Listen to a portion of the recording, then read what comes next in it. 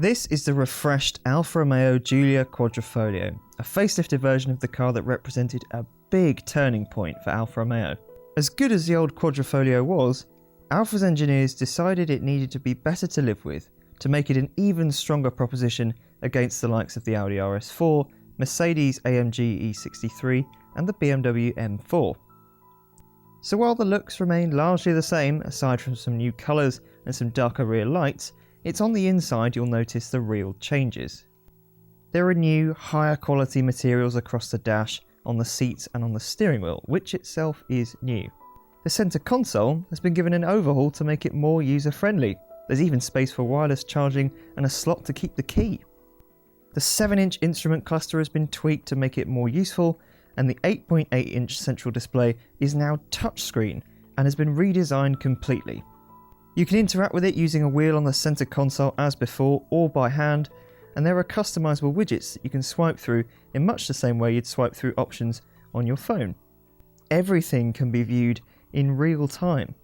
There are new safety systems too, all to make the Quadrifoglio a more appetising daily prospect.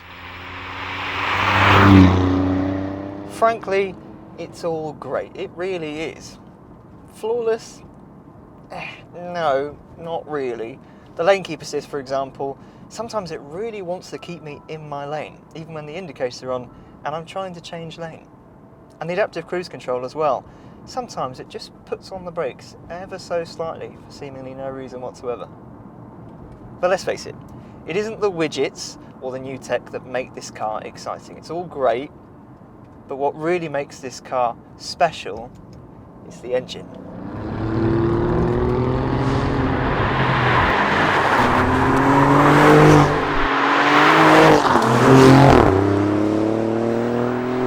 The Giulia's 2.9 litre twin-turbo V6 remains unchanged, which means 510 PS at 6,500 RPM and 600 Nm of torque at 2,500 RPM. 0 to 62 miles an hour takes 3.9 seconds and the top speed is 190 miles an hour. Power goes to the rear wheels through an 8-speed ZF automatic. There are steel brake discs as standard and carbon ceramic discs are available as a £5,500 option. There's double wishbone suspension at the front, a multi-link setup at the rear, and there are 4 drive modes: Advanced, Efficient, Natural, Dynamic and Race. This is the most exciting 6-cylinder turbocharged engine experience I've ever had. It isn't just the fact that in race mode, when the traction and stability controls are turned off, if it's wet, it's still trying to spin its wheels through third, through fourth. Or that at the top end, the engine is still absolutely on fire. Not literally on fire though, of course. This is much more reliable than old Alfa Romeos, I promise. It's the noise. I can't think of a turbocharged 6-cylinder engine that sounds better.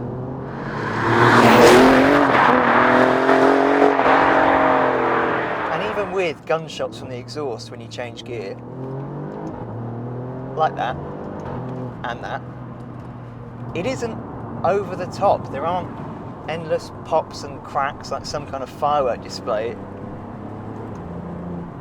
It just makes the right noises at the right time.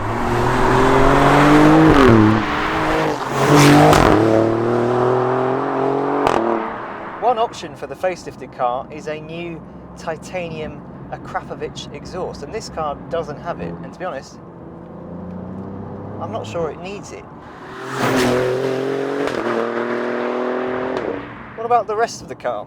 Well, the gearbox, I think the automatic creep is sometimes a bit too aggressive.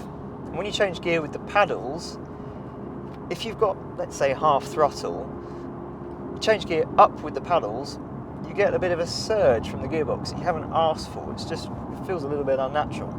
That said, when you up it, the gearbox is sensational, up and down through the gears, so fast, and these paddles are gorgeous.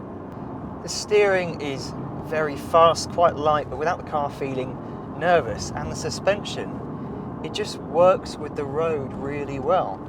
And like the old car, when it's in race mode or dynamic, you can put the dampers to a mid setting, so you can slacken off the dampers, make the suspension a little bit softer, but you can still have the shouty, full Alfa Romeo Giulia Quadrifoglio experience.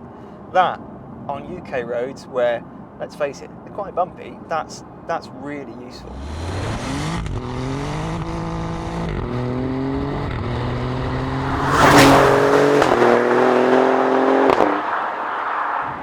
And the brakes are more than strong enough for the road. The carbon ceramics are a little bit bigger, they're a teeny bit bigger, and they save some weight as well. They save 17 kilos, which is substantial. I'm sure if you did track days and stuff like that, where the brakes were getting repeated, very hard use, then carbon ceramics would make more sense. But honestly, as a road car with these steel discs, I'm not left wanting.